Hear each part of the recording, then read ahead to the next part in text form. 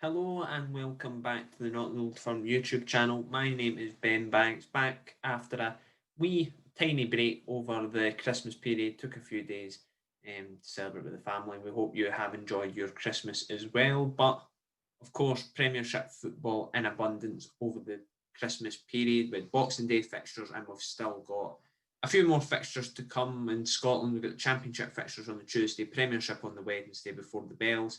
And then on the 2nd of January after New Year, we have the return of a full card of action. So we hope you do enjoy. We'll get straight into the sort of review of the Boxing Day fixtures. A full card on the Saturday. First, the half-12 kick-off between Rangers and Hibs, followed by five fixtures which will rattle through the results of just now. In the half-12 kick-off, it was Rangers 1, Hibs 0. Aberdeen beat St Johnstone 2-1.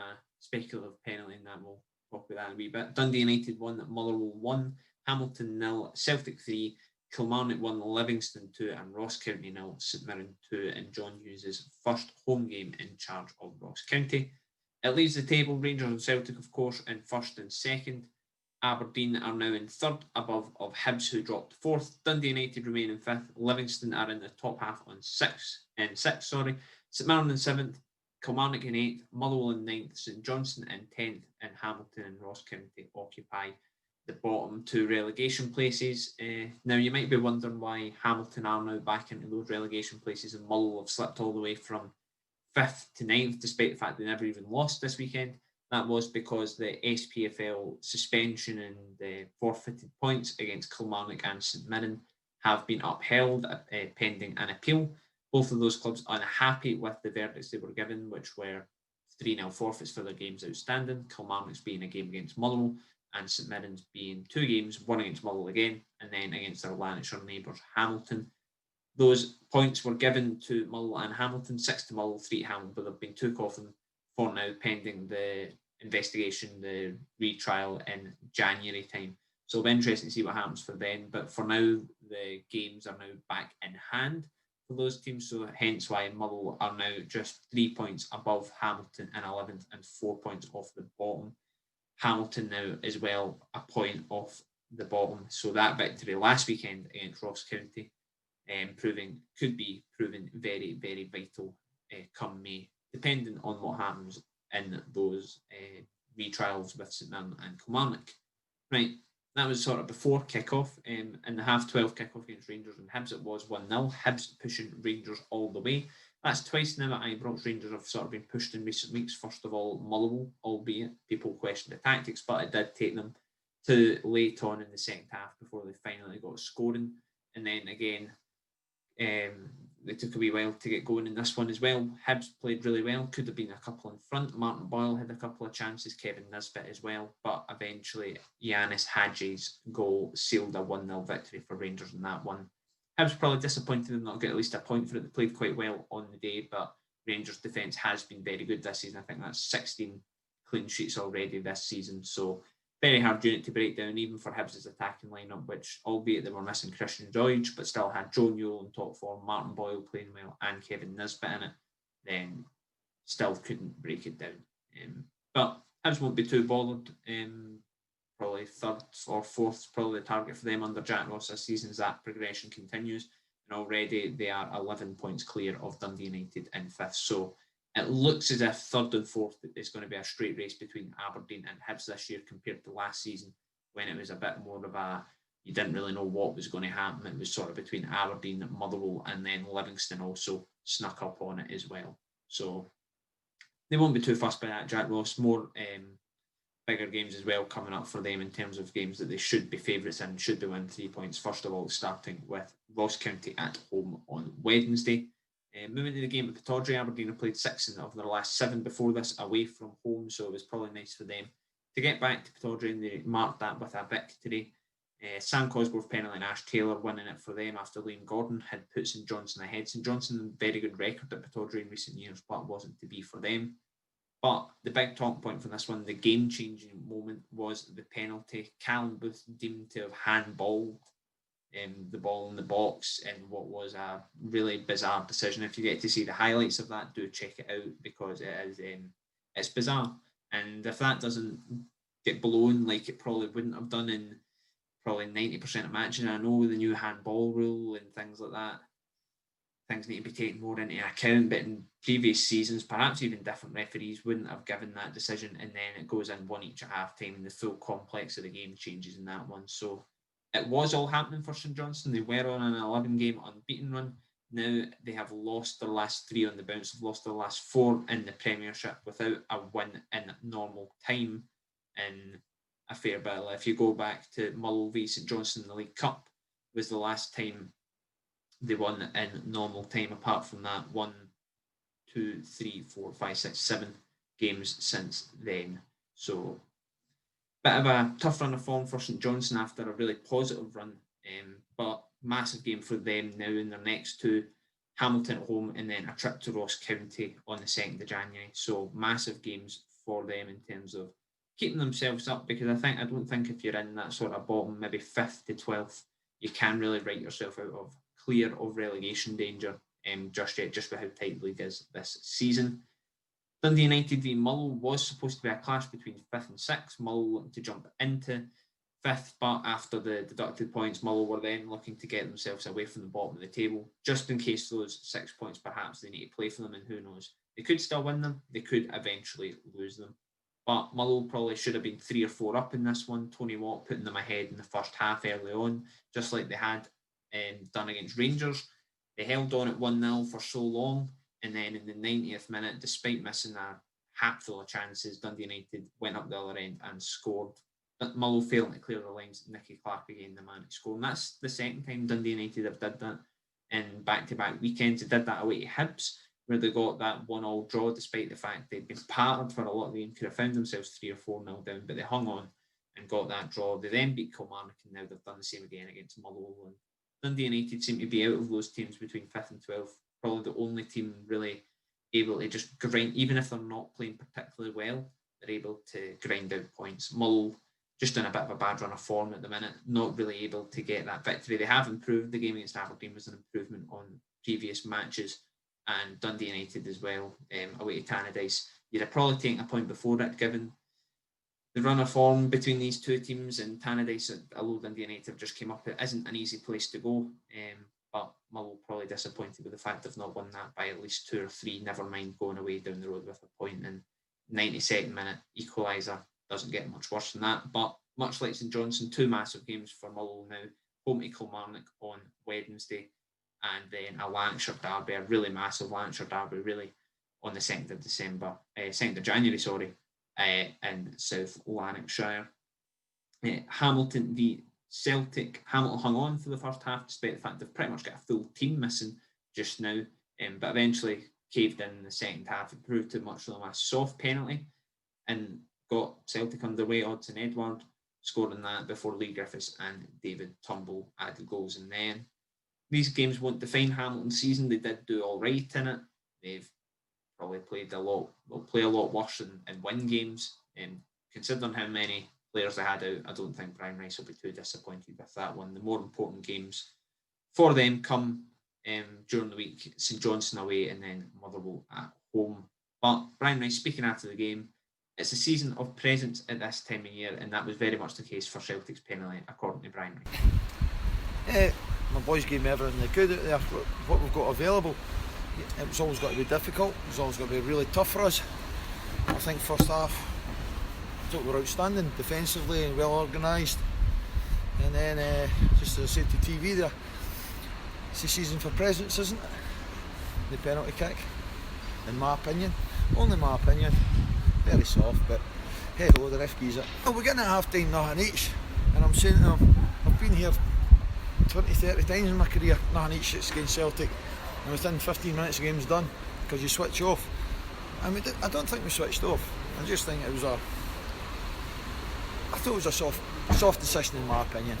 You know, it was a soft decision, and it changes the game. It gets Celtic, they've got that goal lead, and you know, they can keep the ball a bit better, and you know, my lads that were out there, we found it difficult then, but we hung in, you know, and I can't fault them. The effort was magnificent. Kilmarnock v Livingston, another late show in this one. Kilmarnock are on another one that just don't seem to be able to buy a win at the moment. Chris Burke put them ahead in the second half after a cagey first half before J. Emmanuel Thomas's shot somehow managed to find its way past Danny Rogers, the Kilmarnock goalkeeper. Probably doesn't want to look at that one again before Scott Robinson's really lovely chip in the final minutes of the match sealed a 2-1 win for Livingston, who have won every single game under David Martindale. A pretty phenomenal turnaround for them under Gary Holt, whilst not looking sort of like all hope was lost. They looked like they could grind out a few victories here and there. They certainly did not look like a team who could rack up so many victories in succession. It's propelled them up the table into the top 6 now. They are only a point off Dundee United in 5th. They're going really well. A home game against Aberdeen and away trips to Hibs in the next week will provide really tough challenges for them, but they've already did enough to sort of drag themselves 10 points clear of Hamilton in 11th, and given the fact Livingston's goal every season is to stay up, they're going good for that just now. You can't really see any teams in that bottom 6, those teams below, maybe apart from the exception of one team we're going to speak about, really racking up a consecutive run of wins like that, or at least getting 3 victories over them by the time May comes. So Livingston look really good just now. For Kilmarnock, it is really a bit of misery for them. They've not won a game in a very long time. That's 5 in a row now. They've not won a point since November. Alex Dyer under a wee bit of pressure there. They're only 9th just now, or 8th, sorry, but that could be a bit worse if they don't win or at least get points in these next couple of games. They've got St Mirren at home is next Saturday, but perhaps the more crucial one is Motherwell away from home. The team that is below them in the league and could easily jump above them if they win that one. St Johnstone and Hamilton as well. But the results in that one could also see Kilmarnock drop further down the table. So yeah, it's not great for Kilmarnock just now. They really need to get some wins on the board, and we heard from Alex Dyer and David Martindale at the end of that. We're in the game. You know, we would have taken a point with the run that we've been on. But obviously they've scored the last kick of the game, and it's a sickener for myself and the players. But like I just said to Chick, we have to work hard and dig in and try and change it ourselves. No one else is going to change it for us, apart from us what's in the changing room. Around by keep doing what we do, we work hard, you know. Keep coming into training, having the belief and the confidence that it will change. It's the same bunch of players that had good times, and they have to find it again, you know, with my help and the help of the staff, and they will find it. Yeah, man, I'm a simple guy who knows what I know. You know what I mean? I've been around the block a little bit. It's not a problem. You know, the boys they're hurting and they wanna change it. You know, and they wanna change things. It's obvious. You know what I mean? They need a little bit of luck and they need a little bit of help, and we're gonna give them that help. You know, but we have to stay together. We have to stay together and go through the bad times. You know, like I said earlier, I've been at this club now, and we've had 2 good years where we finish 5th and 3rd, and then we have to regroup. You know, we have to regroup and go again, and that's just the way it is. Brilliant, absolutely fantastic. The enjoyment you get for a last minute equaliser is fantastic. You've seen that for the benches, you've seen that for the players. It was brilliant. You see how close we all are, and we're all in it together. Again, but I think winning a game in 90 minutes or 91 minutes, I think the endorphins just come flying out. I think it was brilliant, fantastic. Yeah, I was saying that. I said to Chick there, I think that was the first time we went behind since I took over, and we got a really good reaction, and it was fascinating to watch the boys to see how they reacted, because they've not been in that position. But to go and win the game tells you everything about Livingston and the players that are in the dressing room. No, definitely, it was a massive test of character. The boy, Nicky's saying his elbow was in, but I think it's a handball, but it was hard for it not to be a handball. But again, we lose a goal for a penalty, and pretty pleased we never lost a goal for open play, if I'm honest. But even more pleased that we go on and win the game. And finally, Ross County 0, St Mirren 2. Ross County's first game at home under John Hughes, ending in defeat and with 9 men. Bit of, do I say lack of discipline, but I mean it's hard not to frame it any other way. Going down to 9 men, Josh Reid, perhaps a bit of inexperience, getting him sent off, the young left back, before one of the more experienced players in Ross Draper was sent off for 2 pretty quick back-to-back bookings. They did hold on, they were firm in defence, but eventually St Mirren broke them down. Marcus Fraser and Christian Dennis scoring there. A big one for Christian Dennis, perhaps St Mirren's sort of Achilles heel in recent season has been a lack of goals, mainly coming from their strikers. John Abika has been decent for them, but he's perhaps not been a 15-20 goal season striker despite his best efforts. So getting Christian Dennis off the mark, who's hoped to be that man, will be a boost for Jim Goodwin. Another positive result for them. They lost to Hibs midweek, ending a really good unbeaten run, but they've bounced back straight away and getting results against teams sort of games away to Hibs. Hibs are the favourites in that one, but beat St Johnstone recent weeks, beat Motherwell, beat Ross County, got victories over Livingston as well. So they are beating the teams they're sort of meant to be beating, and that's going to be key for A, keeping them in the league, and B, perhaps pushing them towards the top 6. Really like St Mirren, just now outside the sort of top 4. Them and Livingston for me are two of the teams to watch. I know Dundee United are grinding out results, but they're perhaps not playing the free-flowing football. Not even so much free-flowing football, just playing football that's sort of easing them to victories, really. I don't think St Mirren was just a test of patience, really. They didn't really look like losing that one. They'd have been disappointed with a draw, so probably a victory for them in the end. As well rewarded, but tough one for them on Wednesday when Rangers come to Paisley, but they have already beaten them once before, but some may argue that makes their task slightly more difficult on Wednesday, especially with Rangers wanting to win before the Old Firm at the weekend, before they then travel to Kilmarnock and host Motherwell. St Johnstone away to come after that before the League Cup semi-final. So, excluding the Rangers game, if you had Jim Goodwin must be slightly frustrated that it is Rangers coming, because if they did have another team around them, that would be another great chance to sort of not be favourites in all the games, but definitely be at least even, and of course favourites in some of these matches coming up. But he will not be too bothered nonetheless. John Hughes, meanwhile, it's a tough one for him, obviously. They're missing players just now. Ross County, 2 more suspended, doesn't really help his matters. It'll be interesting to see whether he brings in a few of his own faces in the January window. But alas, we heard from Yogi Hughes and Jim Goodwin at the end of Ross County. That's what it is right at this moment in time. Even if I felt when I first, until the sending off, I felt we were a better team. We had the better chances. We were right out the traps. We played with everything I asked of them, and then the sending off, no fingery blame at that young Josh. He's been magnificent since I've come in short spell of time. It's a process that he just has to learn. But even down to 10 men, I thought the whole game changes and we're under the cosh, but the spirit and the desire to keep that clean sheet, it's commendable. And I knew that. I knew what I was getting. I know what I was getting off of these guys. And I've said that to them in a team meeting. There's 7 out of 8 guys, 7 out of 8s. They play with their heart and their spirit. It's me just to try and organise them. So, but if I look back at the 2 sending off, I just felt the first one of Josh was a little bit soft, and I felt the referee might have put a wee bit of pressure on himself. Second one was a booking, so he has to go. And then I've looked at it on the video. Drapes, I know why he's angry, because he's went in, but he's never caught the guy. There's no contact, but he can't raise his arms. So he made an easy decision for the referee. And then we were right up against it.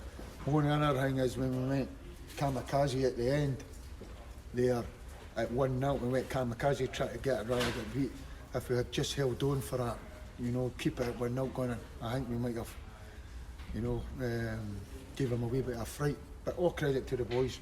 Everything I'm wanting on, we just need to stop feel sorry for ourselves, and let's just be a little bit, good word you'll know, Jim, a little bit more streetwise. And today was, the result was the most important thing, obviously, especially after the defeat midweek to Hibs, which put an end to the great run we were on. It was important that we didn't lose today, and we, are delighted to win the game. It was a really difficult game. I thought Ross County started the better. The opening 15 minutes, they had us pinned back in. The conditions weren't ideal. The wind and the rain was pushing the boys back, and we just couldn't seem to get out. And but for fantastic save, double save from Jack Anick, then we would have found ourselves going behind, and probably deservedly so, if I'm being honest. But once we weathered that storm, I felt we grew into the game, you know, from about the 20th minute onwards. There wasn't a great deal between the two teams, I have to admit, 11v11. When it goes down to when Ross County get young Reid sent off, then obviously that changes the whole game and in our favour. And yeah, look, it was a difficult afternoon. The preparations for the game weren't ideal. We had a pre-match cancelled on us at the last minute, which was disappointing. So the boys have had to have a packed lunch on the way up the road in the bus, which isn't the most professional of preparation. But we asked them not to use that as an excuse, you know, not to talk about the pitch being heavy or not to talk about the rain or the lack of bloody pre-match. Just, you know, show us what good characters you are. And they are a really good bunch of lads. They work hard. They give you everything on a match day. We could have played better, and we will play better in the future. But today was about the result. And, you know, this time of year, not that we're looking for any sympathy, but, you know, professional footballers make huge sacrifices at this time of year when other people are really enjoying their Sunday or their Christmas dinner and having a glass of wine and a couple of beers. We asked our boys to be professional, and they did that today. And, you know, it was all worthwhile in the end because we're now going back down the road with 3 points. Right, that's all we've got time for on this review. We hope you have enjoyed. Do remember to subscribe to the channel and like this video. We'll be back before the games on the 30th of December to preview them. We should be at most of them, apart from the one, obviously, at Parkhead. But apart from that, you should see plenty of coverage on our website from all of the matches across the Premiership. Should be a really interesting card. Some fairly interesting matches, albeit St Mirren v Rangers and Mull v Kilmarnock. Coverage from all the other ones. And we'll also have, as well, before I go, an exclusive interview with former Motherwell defender Ben Hennigan, who's now at AFC Wimbledon. He was sort of the first Mull player under Stephen Ronson to really kick off the success they've had off the park in recent seasons at Mull. Ben Hennigan leaving for Sheffield United in a fairly financially lucrative deal for the Fir Park club. So he comes on here to talk about his time at Fir Park and what he's been up to since his time at Sheffield United and current spell at AFC Wimbledon. So do check that out. That'll be out on Monday. Right, that's all I've got time for. Please do remember to subscribe to the channel, like the video, and until next time, take it easy.